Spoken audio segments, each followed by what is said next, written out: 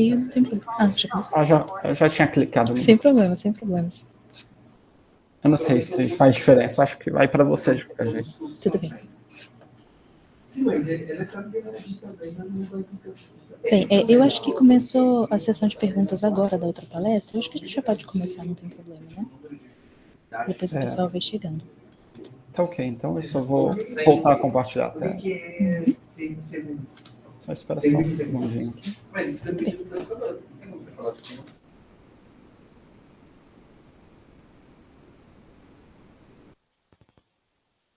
Quando você quiser, você me avisa. Certo. Eu acho que a gente já pode começar, então. Bem, então, boa tarde a todos. Dando sequência às nossas atividades do evento, do WTD, agora nós temos a palestra do professor Leilton. Professor Leilton é bacharel em Ciência da Computação pela Universidade de Brasília e mestre e doutor em Ciência da Computação pela Unicamp. E ele é docente aqui no C desde 2015, correto, professor? Isso. Uhum. Suas áreas de atuação incluem algoritmos de aproximação, teoria dos grafos e otimização. E a palestra de hoje ele vai falar sobre, o título da palestra é Algoritmo Rápido, Completo ou Exato, escolha 2. Muito obrigada, professor Leilton, por ter aceitado o convite e obrigada a todos pela presença. Professor, fica à vontade, pode assumir a palavra. Tá ok, então eu vou falar aqui, se vocês não me escutarem, vocês me avisam. Tá bom, então eu agradeço pelo convite mais uma vez, o Júlio tinha me convidado, ele pediu para eu apresentar um pouquinho sobre as minhas áreas de atuação.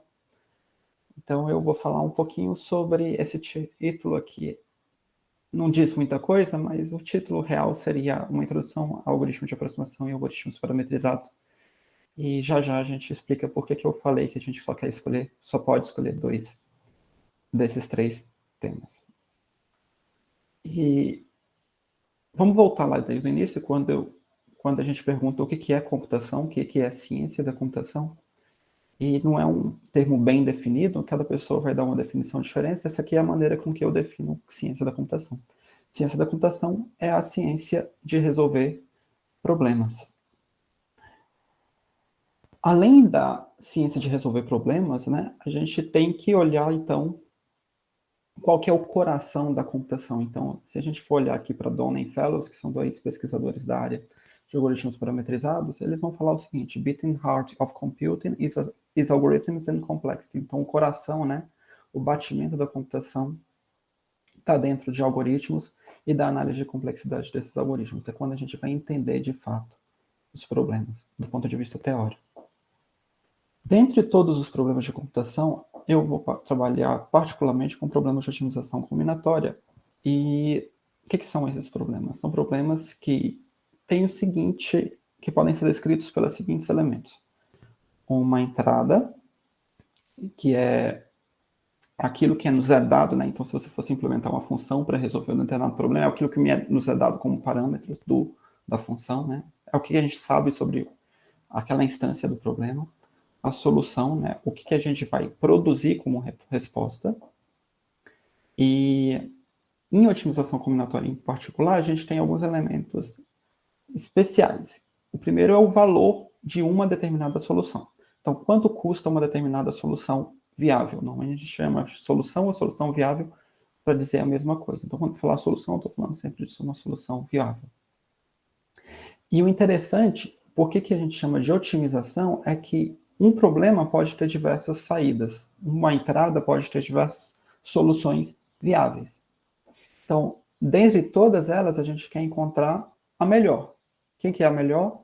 É a que tem um menor custo, então um menor valor. Então, lembra que eu falei que no problema de otimização combinatória a gente tem um valor para cada solução, dentre todas as soluções possíveis, a gente já quer a menor.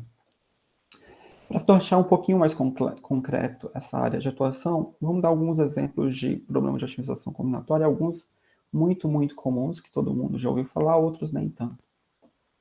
Então, o problema de caminho mínimo, como é que eu encontro o menor caminho entre 2 pontos, digamos, qual que é o menor caminho da onde eu estou até o cinema, até um local, quando eu vou procurar no Google Maps.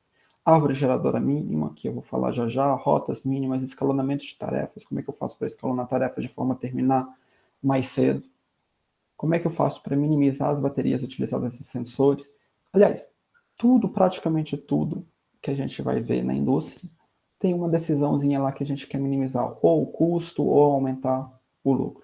Reparar aqui que eu sempre falei de menor custo, porque os exemplos que eu vou dar vão ser sempre de minimização. E etc. Espero que tenha deixado claro o que são algoritmos são problemas de otimização combinatória. Alguns desses problemas são fáceis. Por exemplo, imagina que eu tenho diversos computadores num certo laboratório e a gente tem uma rede de tubulação com vários comprimentos ligando esses pontos de conexão dos laboratórios. Então, cada computador tem um ponto e tem as tubulações lá que estão ligando ele, só que a gente tem que conectar de fato os computadores, né? Não basta botar os computadores lá, tem que botar um cabo Ethernet entre eles. E aqui tem um desenhozinho, então a pergunta é, cada setinha aqui está representando um tubo, né? Então a pergunta é, por onde que eu coloco os cabos de forma a conectar todos esses computadores e minimizar o comprimento do rolo? Esse aqui é um problema, obviamente é um problema de exemplo, mas é um problema bem comum na indústria, problema de redes. Esse problema aqui, vamos relembrar ele, é como conectar alguns computadores usando cabo de comprimento mínimo. A gente vai chamar ele um pouquinho mais formalmente de árvore geradora mínima, que todo mundo já deve ter ouvido falar. Ou em termos de grafos, dado um grafo com peso nas arestas G, encontrar uma árvore geradora mínima, ou seja, um subgrafo que conecta todos os vértices e que tem custo mínimo. Aqui tem um exemplo de um modo um pouquinho mais abstrato. Então você pode pensar que você tem um conjunto de vértices, esses vértices sendo representados por quadradinhos aqui. E eu quero encontrar uma árvore. Uma árvore é um conjunto, é um subgrafo, né, que conecta todos esses caras. Esse problema eu digo que é fácil porque a gente conhece algoritmos polinomiais para ele. Então todo mundo já deve ter estudado ou vai estudar ainda, quem é da computação vai estudar algoritmos do Kruskal, do Prim, ou mesmo programação linear. E esses algoritmos, eles resolvem esse problema da árvore geradora mínima muito, muito rapidamente. Então, eu digo que esse problema é fácil porque existe algoritmo rápido para resolver esse problema. Nem todo problema é fácil, no entanto. Vou mostrar para vocês aqui um exemplo de um problema difícil. De novo, eu vou dar um exemplo da aplicação primeiro e depois a gente formaliza em termos de grafos, termos mais formais. Então, imagina que você tem uma empresa de energia ou qualquer outra empresa do ramo e você quer ler as medidas de energia dessa empresa.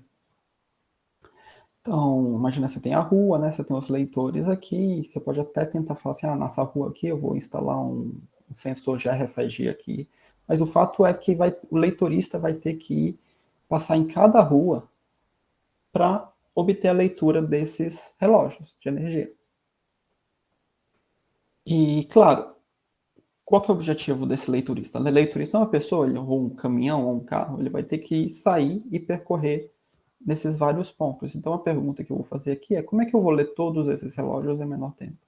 Eu dei um exemplo aqui de leitura de energia, mas podia ser distribuição de mercadorias no supermercado, podia ser diversos outros problemas relacionados. Isso aqui é só um exemplo de aplicação.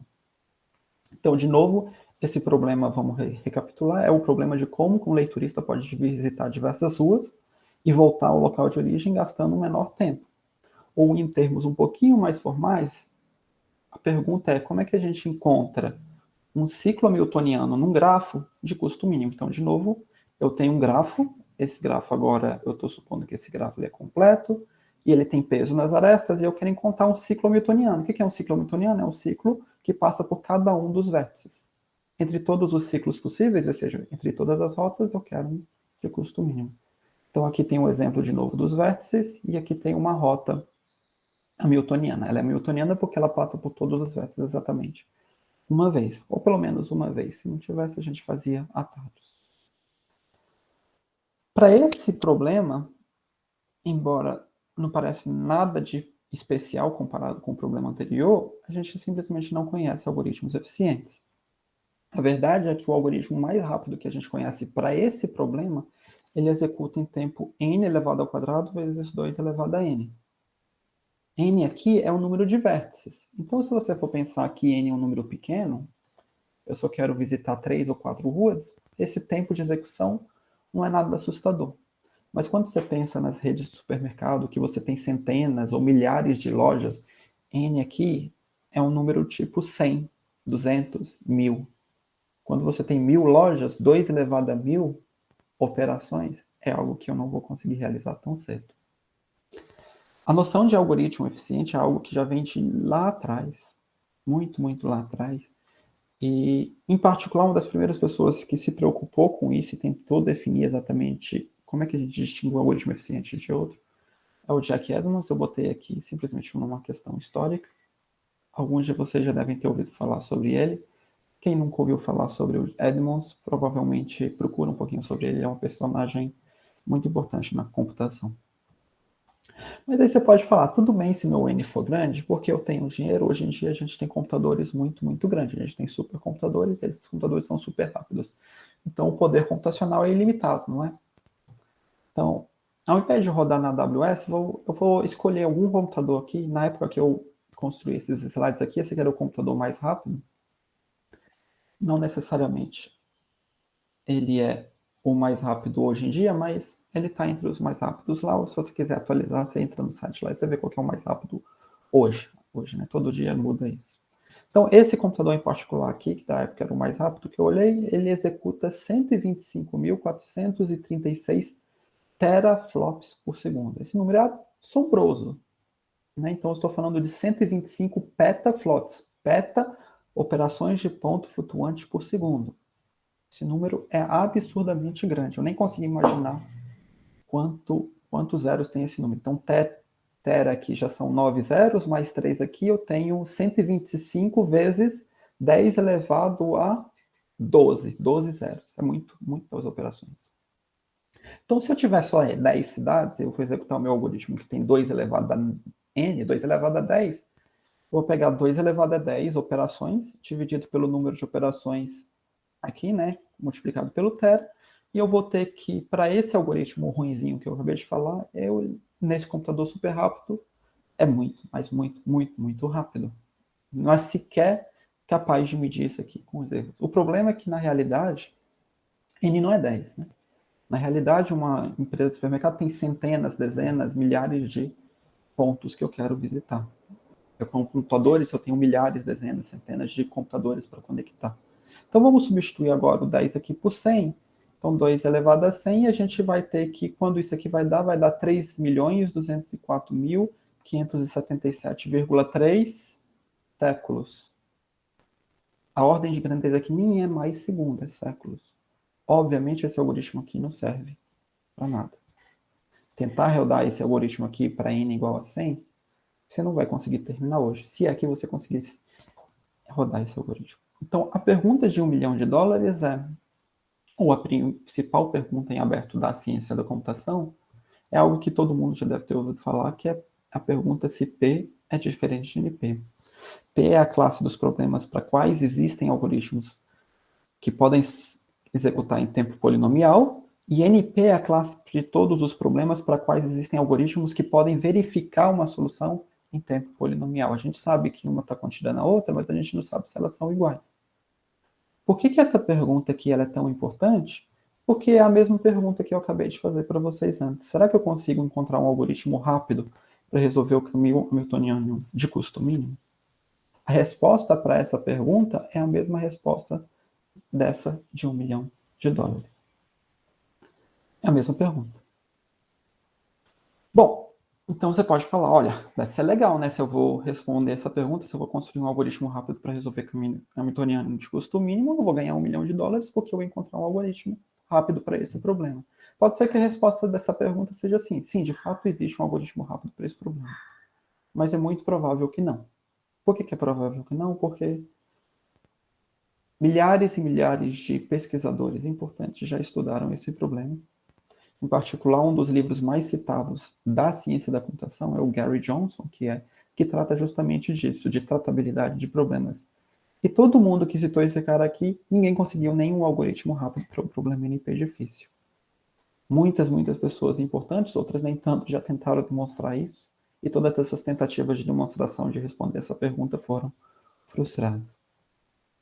O fato é que, enquanto isso, o nosso leiturista lá, ele ainda está tentando resolver o problema, ele ainda precisa visitar cada uma das ruas e chegar cedo em casa.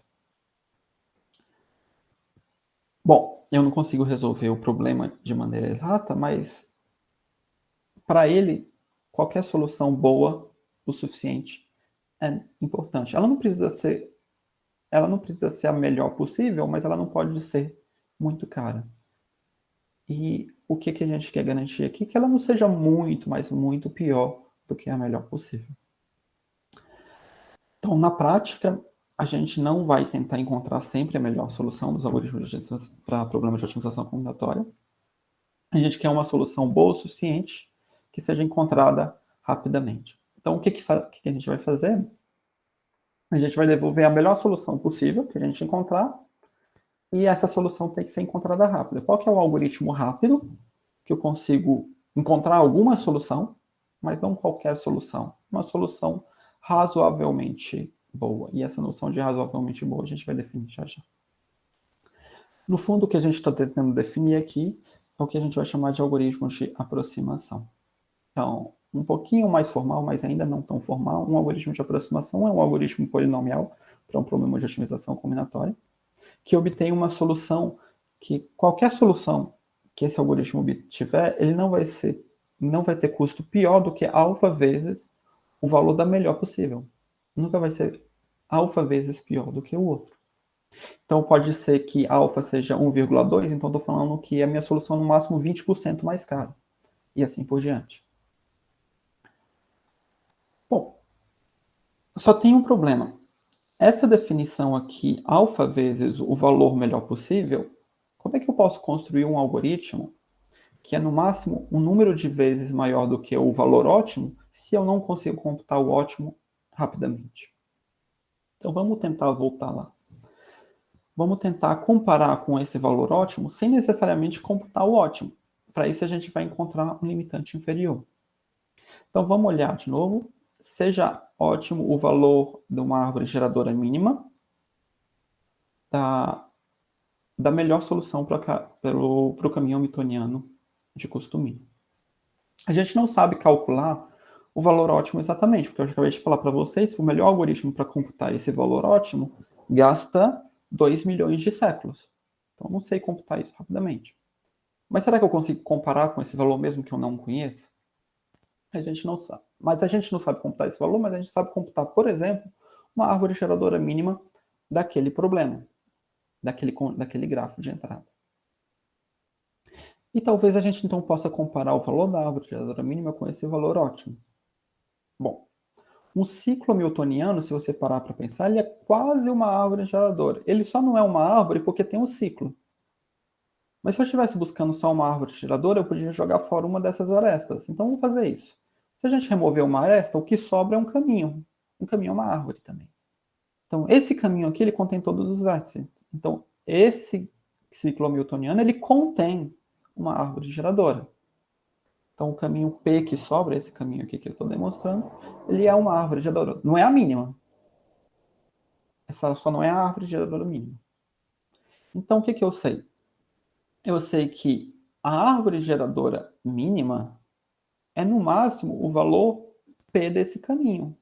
Mas esse caminho aqui é no máximo o valor OPT. Então a gente acabou de comparar a árvore geradora mínima, que é um valor que eu sei computar, com o valor ótimo que eu não sei computar. Eu sei que a árvore geradora mínima nunca é pior do que esse ótimo. Com isso a gente pode tentar encontrar alguma solução que não necessariamente é a melhor, mas que possa ser comparada com a solução ótima. Então vamos de novo, vamos pensar que eu tenho o meu grafo de entrada aqui e vamos tentar encontrar uma solução para ele. E se vocês tiverem dúvida, por favor, me interrompam. Então, a primeira coisa que eu vou fazer, eu vou encontrar uma árvore geradora mínima para esse meu grafo. Então vamos supor que essa árvore geradora mínima para esse grafo em particular são essas arestas aqui em laranja ou dourado. E eu vou percorrer essa árvore em profundidade.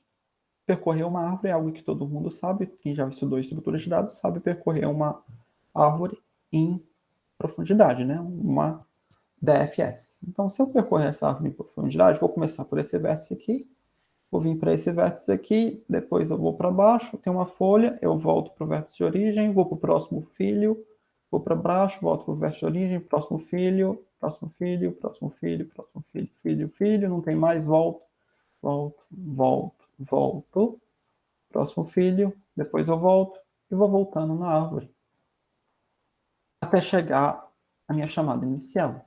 É assim que a gente faz uma busca em profundidade. Se a gente parar para olhar, essa busca em profundidade, ela percorre todos os vértices aqui pelo menos uma vez, que é o que a gente queria para um ciclo newtoniano, né? A gente pode fazer atalhos depois, e no formato de um ciclo, né? De uma rota. Então, eu vou fazer isso. Eu vou devolver essas arestas duplicadas, que é a minha rota. Eu vou estar repetindo o vértice, mas tudo bem. Eu vou percorrer todo mundo pelo menos uma vez nessa minha rota. Qual que é o valor dessa solução? Vamos chamar de Sol o custo dessa solução obtida. Bom, o custo dessa solução obtida, quando eu já fizer atalhos aqui, porque eu não preciso percorrer todos os vértices mais de uma vez, né? Então, quando eu estou aqui, eu posso passar direto aqui. É mais rápido vir daqui direto para cá do que fazer essa volta.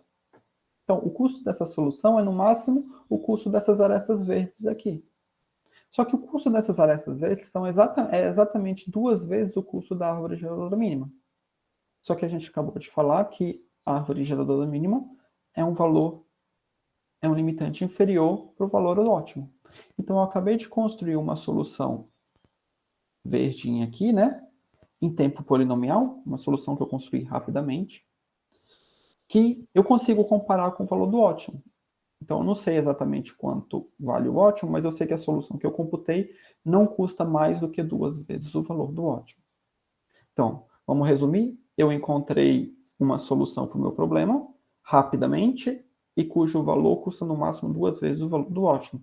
O que a gente está falando? A gente acabou de obter uma 2 aproximação para esse problema. Tudo bem? Então é isso, um algoritmo de aproximação é simplesmente um algoritmo rápido para encontrar uma solução viável para esse problema e que não custa tão caro. Bom, vamos sair agora dos algoritmos de aproximação e vamos tentar ir para uma outra coisa, né? Então vamos ver um outro exemplo aqui, um outro probleminha. Vamos sair daquele problema de roteamento e vamos agora para um outro problema de sistemas operacionais. E a descrição do problema está escrito o seguinte: a gente quer executar alguns processos no meu sistema operacional, mas algum desses processos compartilham os mesmos arquivos. Então eu quero executar vários processos, mas eles compartilham, 2 desses processos podem acessar o mesmo arquivo simultaneamente. Se eu der azar desses 2 processos tentarem acessar o mesmo arquivo simultaneamente, vai haver uma colisão, ou o que a gente chama de condição de corrida. Qual que é a pergunta que eu quero fazer, então? É como é que eu vou escalonar esses processos? Eu não posso executar todo mundo ao mesmo tempo, porque pode haver condição de corrida. Então, alguns processos eu vou ter que botar na fila. Alguns processos eu vou ter que tirar da minha lista e esperar para poder começar a executá-lo depois. Vamos tentar reescrever esse problema aqui de uma maneira um pouquinho mais precisa. Uma pergunta que eu posso fazer é: qual que é o menor número de processos K que eu preciso enfileirar de forma que os processos que eu enfilere não tenham possibilidade de condição de corrida? Essa é a pergunta de otimização, né? Eu quero minimizar o número de processos que eu preciso enfileirar, que precisam esperar. Outra pergunta é a pergunta: se eu der 2, por exemplo, 3K, se eu der um número K, é possível enfileirar só K processos e executar o restante? Essa é uma outra pergunta. Repara que essas 2 perguntas são relacionadas, mas a primeira aqui a gente está falando de uma pergunta de otimização, eu quero descobrir o K, e a outra eu estou falando de uma pergunta de decisão. Dado o K, eu quero saber se é possível para esse valor de K. Certo? Se eu sei resolver esse problema de baixo, eu sei resolver esse problema de cima.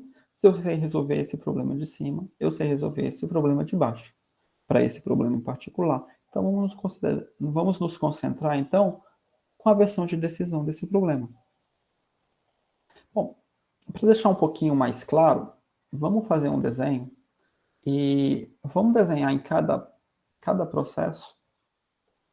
Cada processo eu vou desenhar como uma bolinha.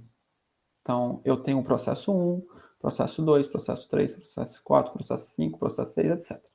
Cada processo acessa um conjunto de arquivos, e se dois processos acessarem o mesmo arquivo, eu vou fazer o seguinte, eu vou pegar esses dois processos e vou ligá-los com uma linha. Então, vou falar P1 está ligado com P4, porque P1 e P4 compartilham o mesmo arquivo, então posso executar os dois ao mesmo tempo. Da mesma forma, P6 e P5, eles compartilham um arquivo e assim por diante. Quando eu fizer esse desenho, eu vou estar desenhando no fundo um certo grafo de conflitos, que é o grafo subjacente desses processos. Qual que é a pergunta que eu queria fazer? Eu queria remover alguns desses processos e colocar na fila, de forma que o que sobra não tenha conflitos. Se cada conflito aqui está representado por uma linha, por uma aresta, eu quero encontrar, então, um conjunto de vértices de forma que não sobre nenhuma aresta. Então, por exemplo, se eu enfileirar o P4, o P5 e o P3, vai sobrar o P1, o P2, o P3, o P6 e o P7. E esses aqui que ficaram, tirando os processos que eu enfileirei, não tem aresta entre eles, não tem conflito. Então, eu posso executar o P1, P2, P6 e P7 simultaneamente, que não haverá conflito.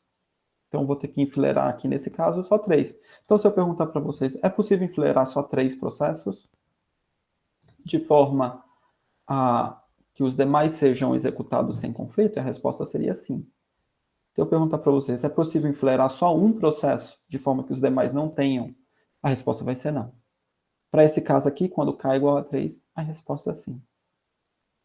Alguns de vocês já devem ter ouvido falar desse problema. Esse problema aqui é um problema bem comum em grafos, é o problema da cobertura por vértices. Dado um grafo simples, eu quero encontrar um conjunto de vértices de forma de quando eu remover esses vértices, esse conjunto, o que sobra não tem aresta. Então, nesse caso aqui, a cobertura por vértices é o P3, o P4 e o P5. Quando eu remover esses vértices, o que sobra não tem aresta entre os roxinhos. Tudo bem? Então, bom, esse é o problema que a gente quer resolver. A aplicação é só um exemplo. Ó, tem inúmeras aplicações para esse problema. E dessa vez, eu vou ser insistente, eu vou ser chato, eu falar, não quero encontrar uma aproximação.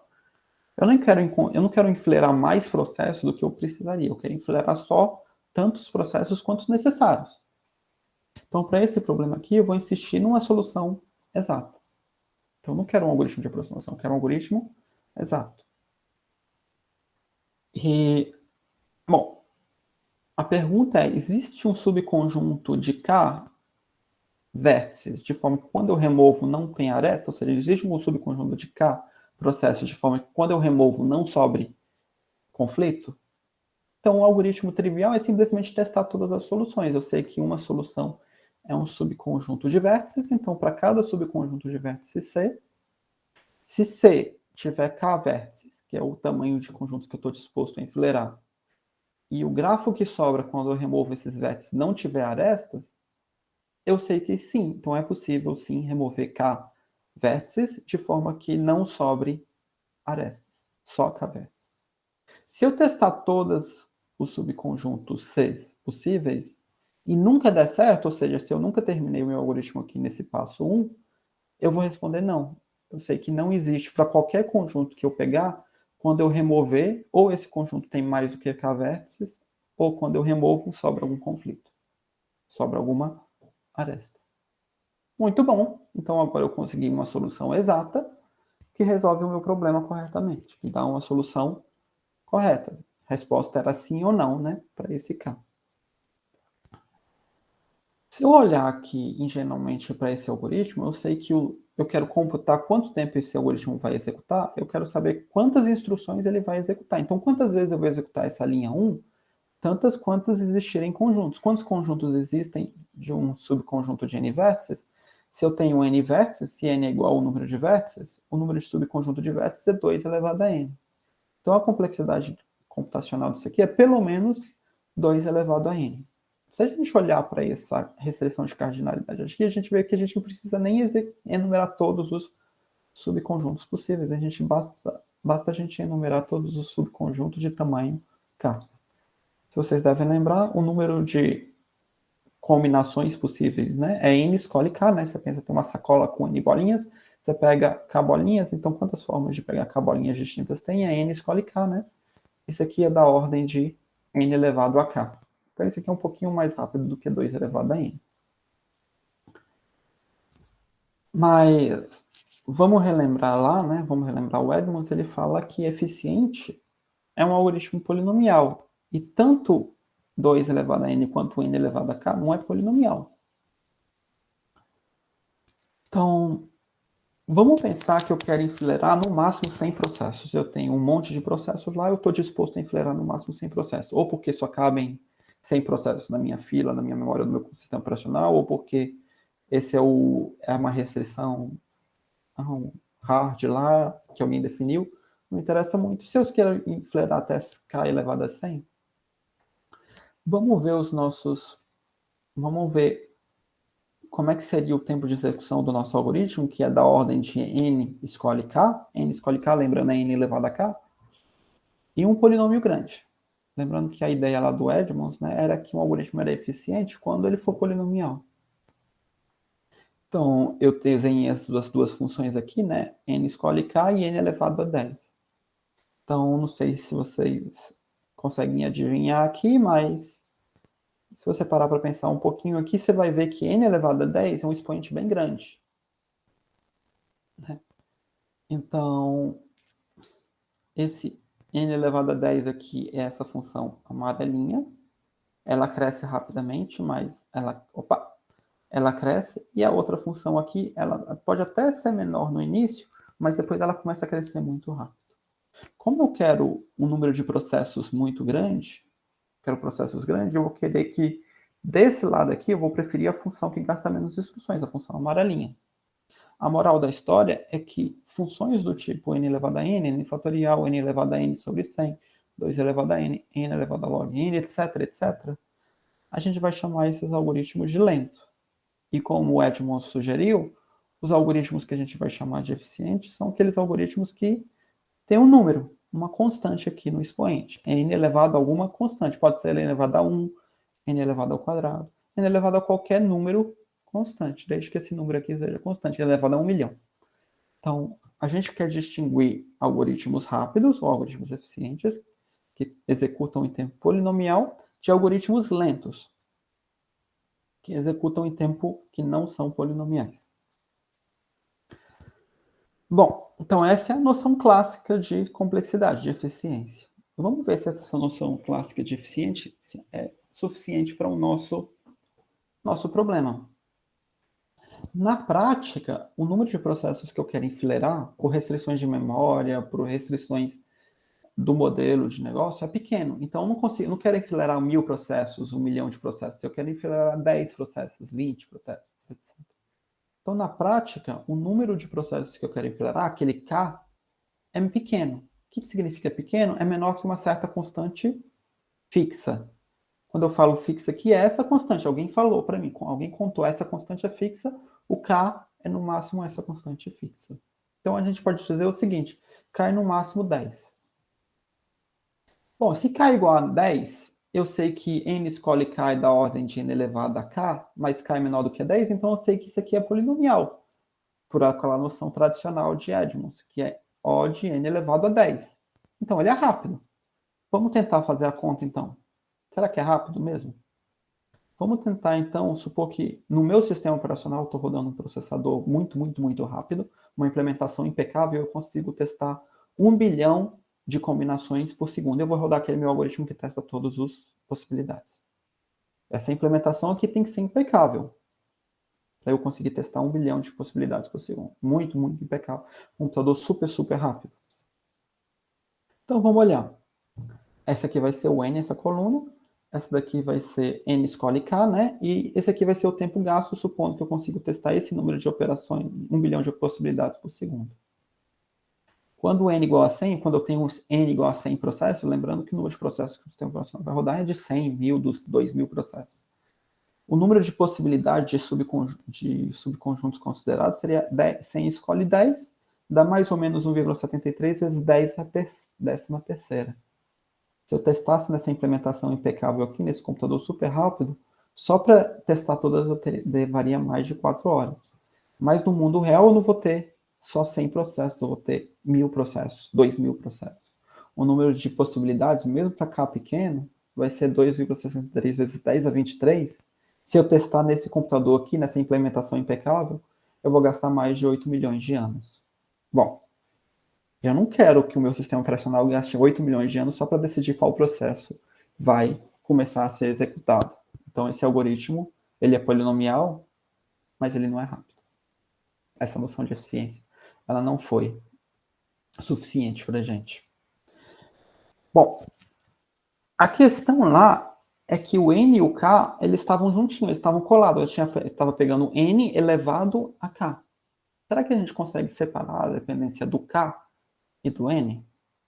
Então, vamos supor que K ainda é pequeno, mas o N pode ser grande. O número de processos é grande, mas o número de processos que eu quero enfileirar é pequeno.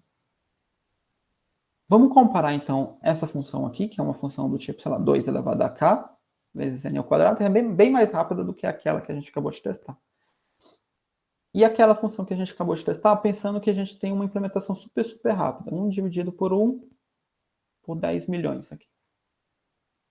E vamos olhar para a cara dessa função. Como o meu computador é super rápido, aqui eu vou ter essa divisão aqui, né? Então, no início, se eu plotar o meu grafo aqui, essa função aqui da direita é essa amarelinha. No início, como eu tenho esse denominador aqui, vai ser muito pequenininho. Mas à medida que n cresce, esse expoente aqui vai pesar pra caramba.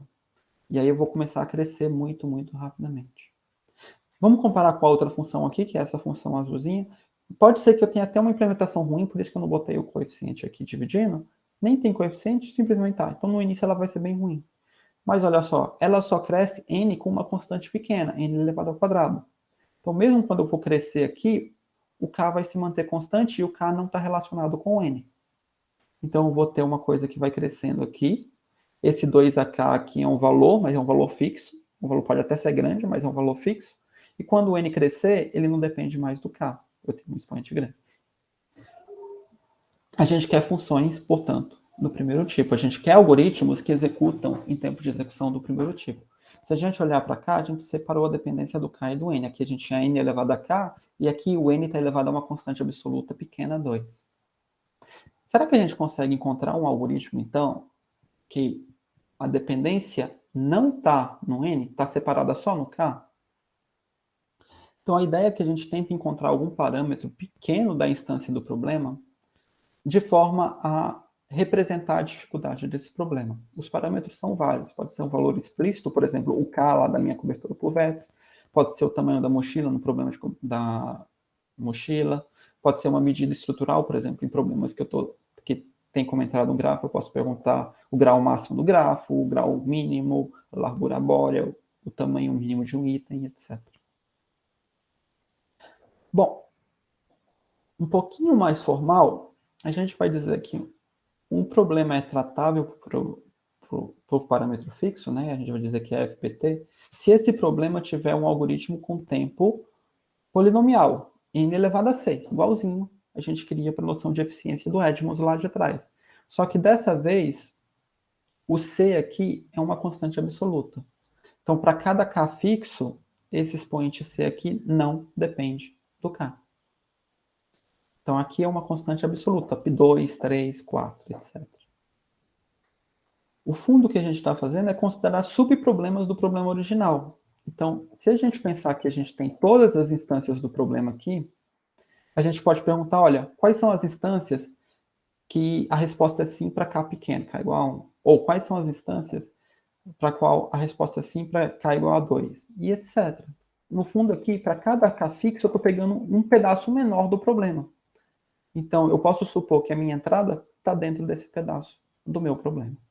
Essa é a ideia. Em vez de considerar todas as instâncias, eu estou pressupondo que eu estou pegando uma fatia do meu problema. Estou considerando um problema um pouquinho menor. Então, a ideia da análise parametrizada é isolar um parâmetro que contribua fundamentalmente para a instância. Se a gente for pensar em termos de implementação, é como se a entrada fosse uma sequência muito grande de zeros e uns, mas para eu poder resolver, então ela tem um n bits aqui, né? um monte de zeros e uns, mas para eu poder resolver o problema, basta olhar para um pedacinho pequeno da instância. Eu nem preciso olhar para toda a entrada da minha função, só para olhar uns pedacinhos pequenos da entrada. E essa entrada é limitada, ela tem tamanho limitado para um parâmetro K. Essa é uma outra maneira de enxergar a análise parametrizada. Mas vamos voltar ao nosso problema lá de escalonar, né? A gente não quer gastar 8 milhões de anos para escalonar os processos. Então, a pergunta é, o que eu posso fazer, né? Eu não quero rodar meu processo por 8 milhões de anos para depois decidir quais processos eu vou enfileirar e executar os demais. Vamos repensar o nosso problema de resolver conflitos, né? Vamos pensar que x e y são dois processos e eles conflitam, ou seja, eles acessam o mesmo arquivo. Então, eu não posso executar os dois ao mesmo tempo. Ou eu vou ter que enfileirar o x, ou eu vou ter que enfileirar o y. Eu não posso botar os dois lá. E só que eu já falei, porque restrições de memória, eu só consigo enfileirar no máximo k tarefas. Então, eu sei que é possível enfileirar só k tarefas. Então, eu tenho que tomar no máximo k decisões. Para cada conflito, para cada arquivo conflitando que eu tiver lá, eu preciso tomar no máximo uma decisão. E eu preciso tomar no máximo k decisões em sequência. Então, em vez de tentar todas as soluções, vamos tentar utilizar essa estratégia aqui. Vamos olhar as decisões que a gente precisa tomar uma por uma, em ordem. Se a gente fizer várias decisões em sequência, todo mundo já deve ter ouvido falar, a gente vai encontrar uma árvore de decisão. Ou para quem gosta mais de algoritmo, vai ouvir falar de algoritmo de backtracking. Então vamos de novo aqui, esse aqui é o nosso exemplo. A minha memória cabe só 3 processos, então eu só consigo enfileirar 3 processos na minha memória. Eu quero saber se é possível executar os demais enfileirando só 3 processos. O que eu vou fazer? Eu vou ver quais são as decisões que eu preciso tomar. Cada aresta aqui desse meu grafo é um arquivo, né? É um arquivo conflitando em 3 processos. Então, para cada conflito aqui, ou eu escalono o P1, ou escalono o P4, ou escalono o P2, ou escalono o P4, e assim por diante. Cada aresta aqui é uma decisão, é uma resposta que eu tenho que dar. Então, vamos ver a primeira pergunta. A primeira pergunta é, entre P1 e P4, eu vou escalonar P1 ou P4? Bom, a gente pode testar todas as possibilidades só para essa decisão isoladamente. Entre P1 e P4, eu vou escalonar o P4. Então, eu vou enfileirar o P1. Então, removi o P1 aqui, eu botei ele na minha fila. Quando eu botei na minha fila, agora só cabe espaço na minha fila para 2 processos. Só posso enfileirar mais 2 processos. E agora eu vou olhar para outra decisão. Sobrou um conjunto de processos aqui que eu preciso executar ou enfileirar. Vamos ver uma outra decisão? Tem uma decisão aqui, P4 e P2. Entre P4 e P2, qual dos dois eu vou enfileirar? Vamos dizer que eu vou enfileirar o P4. Quando eu enfileirar o P4, eu já enfileirei 2, ainda tem espaço para enfileirar mais um na minha memória, e esses processos aqui eu ainda tenho que analisar. Bom, agora eu vou ter que enfileirar mais um, vou tomar mais uma decisão, porque agora ainda sobrou um conflito. Então, mesmo que eu enfileire P1 e P4, ainda sobra o conflito P2 e P5. Entre esses dois, eu tenho que enfileirar ou P2 ou P5. Vamos supor que eu enfileirei o P2. Quando eu enfileirar o P2, eu vou ter enfileirado P1, P4, P2. Não tenho mais espaço na memória para enfileirar ninguém. E o que sobra ainda tem conflito. Ou seja, agora eu não posso fazer mais nada. Agora eu já concluo que essas decisões que eu tomei aqui, elas não eram decisões boas. Quando eu tomo uma decisão ruim, o que eu faço na estratégia de retrocesso? Eu volto para a última restrição. Eu não quero voltar todas as minhas decisões anteriores, eu quero voltar à decisão mais recente. Então eu vou testar a outra decisão aqui entre P2 e P5 e assim por diante. Então eu vou voltar na minha árvore de decisão. E se eu seguir nessa brincadeira aqui, se eu continuar seguindo nessa brincadeira, eu vou obter que eu tenho uma árvore de decisão. E nessa árvore de decisão aqui, eu peguei todas as possibilidades de tomar até 3 decisões em sequência. Para algum desses caminhos aqui nessa árvore, tem que dar certo para 3 processos, porque se nenhuma der, eu tenho certeza que só 3 processos não vai ser possível enfileirar de forma a remover todos os conflitos. Nesse exemplo em particular aqui, eu vou encontrar a minha solução nesse caminho dessa árvore. Então, eu vou criar essa árvore aqui, né? Eu tenho que tomar até 3 decisões, até K decisões, e eu sei que a minha solução vai estar em algum caminho dessa árvore. Nesse caso aqui, eu vou ter enfileirado o P4, o P5 e o P3. P4, P5 e P3. Quando eu enfileirar esses processos, o resto que sobrar não tem conflito, eu posso escalonar no meu processador. Vamos tentar analisar, então o algoritmo agora foi bem simples, né? Eu simplesmente peguei 3 decisões a serem tomadas em sequência e construí aquela árvore. Só que essa árvore, cada decisão é uma altura nessa árvore. Essa árvore tem altura K, porque o número de decisões que eu tenho que tomar é no máximo K. Eu só posso enfileirar no máximo K. Se eu precisar enfileirar mais, a resposta seria não. E o número de nós percorridos dessa árvore, portanto, é 2 elevado a K. Se a árvore tem K e é uma árvore binária, o número de nós da árvore é no máximo 2 elevado a K. Então, cada visita, né, para toda vez aqui que eu tiver que decidir, eu tenho que olhar para o meu grafo. Olhar para o meu grafo é simplesmente olhar para o número de vértices mais o número de arestas, então é linear.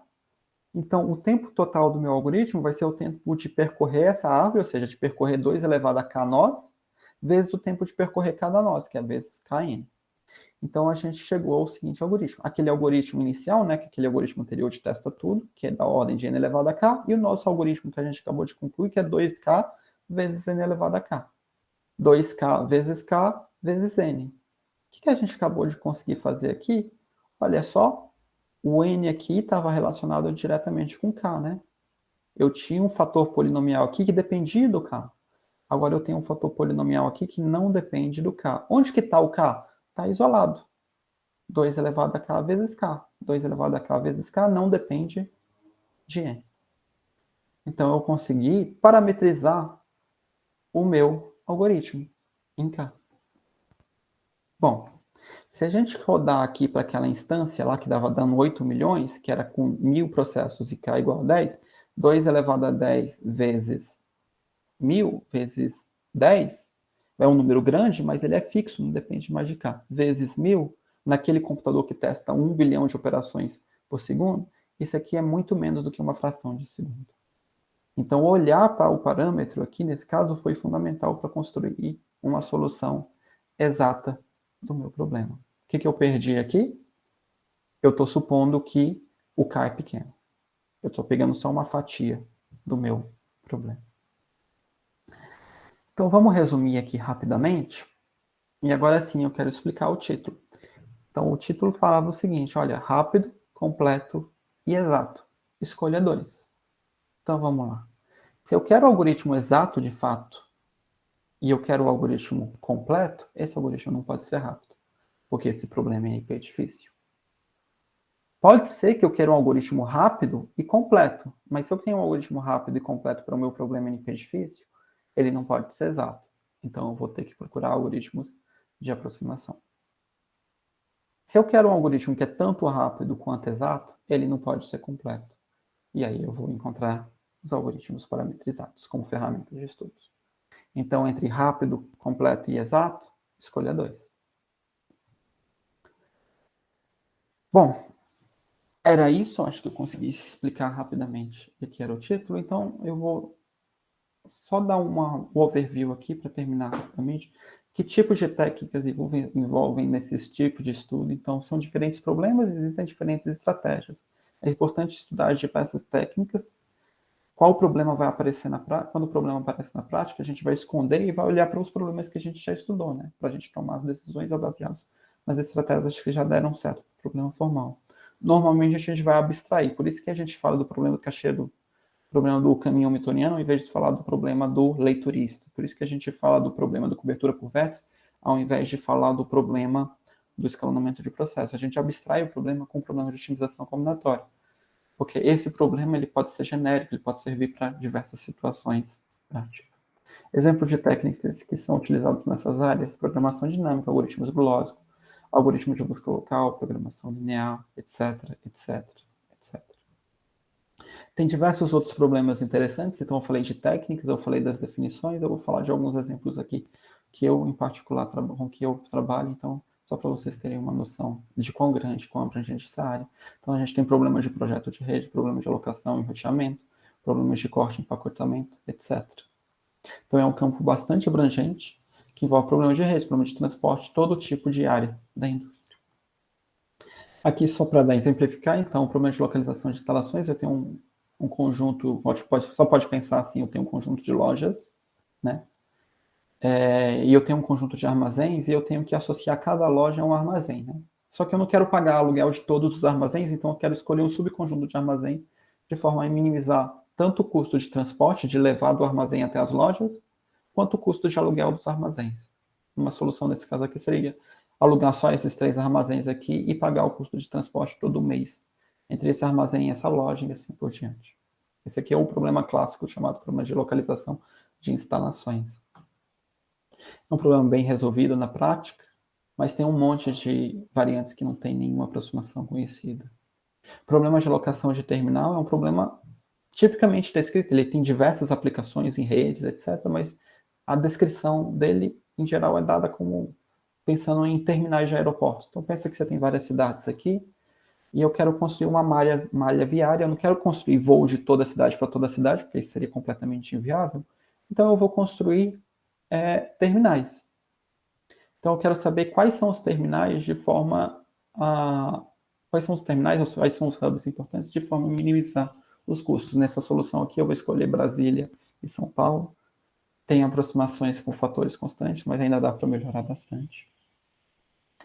E outros problemas aqui, outros tipos de problemas também, que a gente, de otimização combinatória, problemas de corte, problemas de empacotamento. Aqui eu dei um exemplo bem bonitinho, que é, imagina que eu tenho um monte de padrões que eu quero cortar, imagina que eu quero produzir camisetas, calças, etc., gravatas, e eu preciso cortar material, né? Então, eu poderia simplesmente pegar um metro de folha para cada material, mas isso iria desperdiçar material, então, no fundo, eu quero empacotar esses padrões dentro desse item. Então, um problema de corte. Esse é um problema bem difícil. Não existem aproximações conhecidas para esse problema, é um problema muito difícil. Então, tem diversas perguntas interessantes aqui. Será que sequer existe aproximação para esse conjunto, para esse tipo de problema de empacotamento de itens irregulares?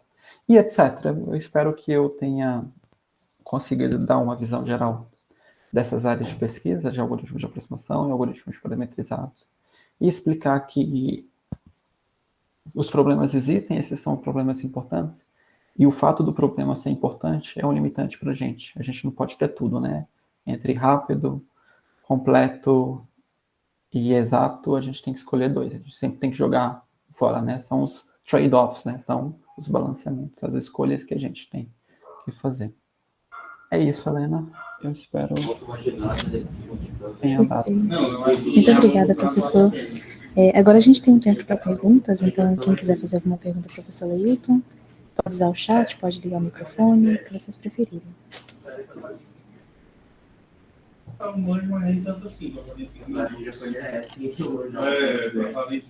Eu percebi que o chat te distraiu um pouco, Leilton, eu até ia te interromper para perguntar se queria que interrompesse aqui. Não, sem problemas, eu estava olhando só se tinha alguma... Uma pergunta, né? Sem problemas. Bom, se não tiver perguntas... Eu tenho uma pergunta, na verdade.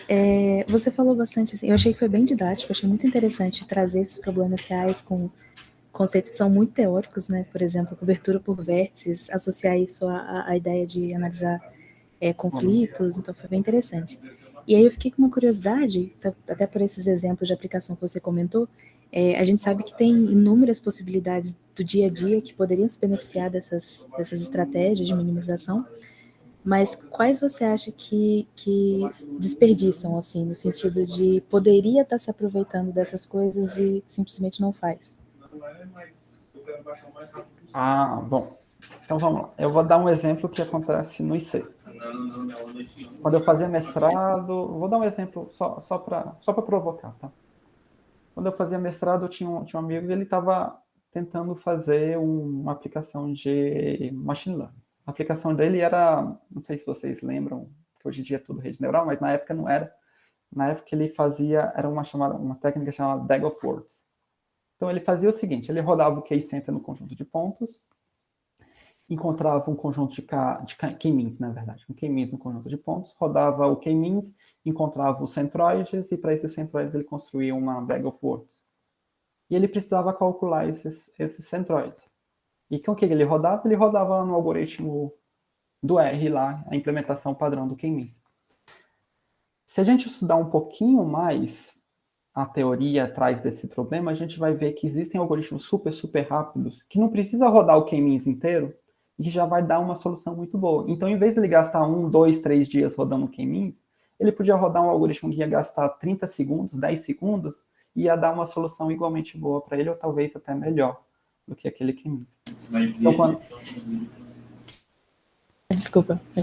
Era só uma provocação. Então, às vezes a gente acha que está muito longe essa área de otimização, etc. Mas a ideia de formalizar esse problema e entender esse problema como um problema de otimização combinatória ajuda a gente a olhar para trás e falar, opa, alguém já estudou esse problema antes, é exatamente o problema que eu queria. Será que eu consigo adaptar as ideias que já foram feitas? Então, mesmo que seu problema não seja muito tratável assim, tenta formalizar e ver se já foi estudado antes. Entendi. Eu confesso que eu fiquei até um pouco triste com a resposta, porque eu estava esperando que fosse alguma coisa extremamente afastada. Você falando, na computação tem gente que não aproveita. A gente aqui na computação. Foi bem próximo. Tem uma pergunta, acho que o Felipe está com mão levantada. Felipe, tá me ouvindo? Eu entendi o que o Felipe... ele perguntou se eu podia ter um comentário em contraponto entre as abordagens mencionadas e heurísticas e metaheurísticas. Eu botei essa questão de escolha 2 de 3 porque eu estou tentando dar garantias formais. Então, quando eu falo do algoritmo de aproximação, eu estou tentando dar uma garantia formal do algoritmo de aproximação. Quando as pessoas normalmente falam de heurísticas e metaheurísticas, né? Então, eu vou botar os dois no mesmo saco. Eu vou falar de heurísticas comparados com essas outras abordagens. No mundo real, a gente não vai construir um algoritmo de aproximação. A gente vai escrever o algoritmo de aproximação para entender e estudar o problema, mas no mundo real, depois que você já tem um algoritmo de aproximação, você entende o problema, você vai ter outras estratégias, porque dar uma, duas aproximações é muito ruim, né? Você não quer pagar 2 vezes o melhor possível, você quer pagar 2% mais do que o melhor possível. O problema é que demonstrar um algoritmo que é 2% o melhor possível não pode até ser impossível, né? Então, quando eu estou trabalhando de heurísticas e metaheurísticas, eu estou falando de um conjunto de instâncias bem conhecidas. E esse conjunto de instâncias ou tem uma caracterização formal das instâncias, das propriedades dessa instância, e aí eu posso fazer uma análise formal, qual que seria o pior caso de algoritmo de aproximação para esse conjunto de instâncias, etc. Ou não. Quando eu estou trabalhando com algoritmo de aproximação, por exemplo, eu falei completo, né? Eu tenho que pegar todas as instâncias possíveis, mesmo que essas instâncias nunca apareçam na prática. Quando eu estou trabalhando com metaheurística, eu já entendi, eu já estudei o problema um pouquinho. Então, eu vou estudar heurística, eu vou para aquele conjunto de instâncias. E aí eu não quero mais dar uma garantia formal, eu quero resolver para aquele conjunto. Se eu conheço o conjunto de instâncias, é mais fácil eu já testar direto naquele conjunto de instâncias do que dar uma garantia formal. Do ponto de vista, para fazer um contraste, então, de heurísticas para algoritmo de aproximação, esse é o contraste. Do ponto de algoritmos de heurísticas para algoritmos parametrizados, a teoria de algoritmos parametrizados, talvez ela seja até um pouquinho mais prática, no sentido de que ela, muitas vezes, consegue descrever melhor essas instâncias. Então, não tem a ver com o que eu estudo, mas ligeiramente tem a ver com algoritmos parametrizados. Não sei se vocês já ouviram falar, mas o Google Maps, né, ele faz buscas, só que quando ele faz uma busca lá, é o caminho mínimo.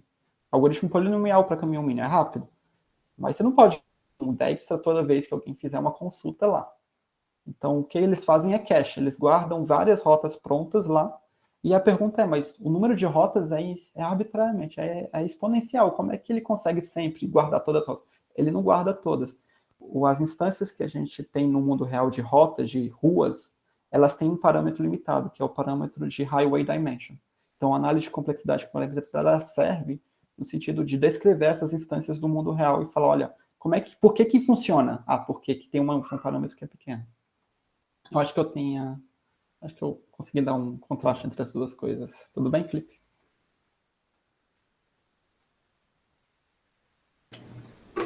Tá ótimo. Bem interessante esse exemplo do Google Maps. Também mostra que a gente não está procurando coisa tão diferente assim, né? Tem uma estatística aí. Tudo bem, então? Eu Você agradeço mais uma vez. Sem mais dúvidas?